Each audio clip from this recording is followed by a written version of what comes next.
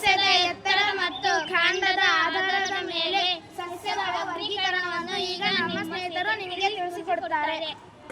ಕೆಲವು ಸಸ್ಯಗಳು ಕಠಿಣವಾಗಿ ದಪ್ಪವಾದ ಕಂದು ಬಣ್ಣದ ಹೊಂದಿರುತ್ತದೆ, ಗಟ್ಟಿಯಾದ ಕಾಂಡವನ್ನು ಹೊಂದಿರುತ್ತದೆ.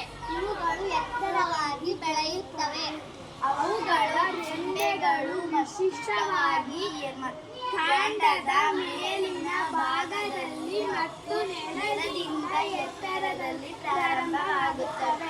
ಇವುಗಳನ್ನು ಮರಗಳು ಎಂದು ಕರೆಯುತ್ತಾರೆ. ಉದಾಹರಣೆ: ಬೇವಿನ ಮರ, ಶ್ರೀಗಂಧದ ಮರ, ಬೇವಿನ ಮರ, ಆಲದ ಮರ. ಸಸ್ಯಗಳು ಮರದಷ್ಟು ಎತ್ತರವಿರುವುದಿಲ್ಲ. ಸಸ್ಯದ ಕಾಂಡಗಳು ಕಂದು ಬಣ್ಣ ಹೊಂದಿದ್ದು ರೆಂಬೆಗಳು ಭೂಮಿಗೆ ಸಮೀಪದಲ್ಲಿ ಇರುತ್ತವೆ. ಇವುಗಳ ಕಾಂಡವು ಗಟ್ಟಿಯಾಗಿದ್ದು ಮರದಷ್ಟು ದಪ್ಪನಾಗಿರುವುದಿಲ್ಲ. ಇವುಗಳನ್ನು ಪೊದೆಗಳು ಎನ್ನುವರು. ಉದಾಹರಣೆ: ಗುಲಾಬಿ, ದಾಸವಾಳ, ಮಲ್ಲಿಗೆ. ಕೆಲವು ಸಸ್ಯಗಳು ಕಾಂಡಗಳು ಬೆಳಸಾಗಿ ಮತ್ತು ಹಸಿರಿನಿಂದ ಕೂಡಿರುತ್ತವೆ.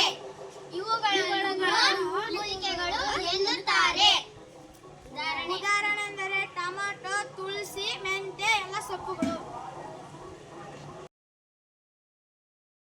ಕೆಲವು ಸಸ್ಯಗಳು ದುರ್ಬಲ ಕಾಂಡವನ್ನು ಹೊಂದಿದ್ದು ಇವುಗಳು ಬೆಳೆಯಲು ಆಧಾರದ ಅವಶ್ಯಕತೆ ಇರುವುದು. ಇವುಗಳನ್ನು ಬಳ್ಳಿಗಳು ಎನ್ನುವರು.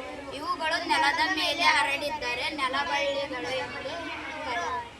ಉದಾಹರಣೆ: ಸೌತೆಕಾಯಿ ಬಳ್ಳಿ, ಕುಂಬಳಕಾಯಿ ಬಳ್ಳಿ, ಕಲ್ಲಂಗಡಿ ಬಳ್ಳಿ. ಧನ್ಯವಾದಗಳು.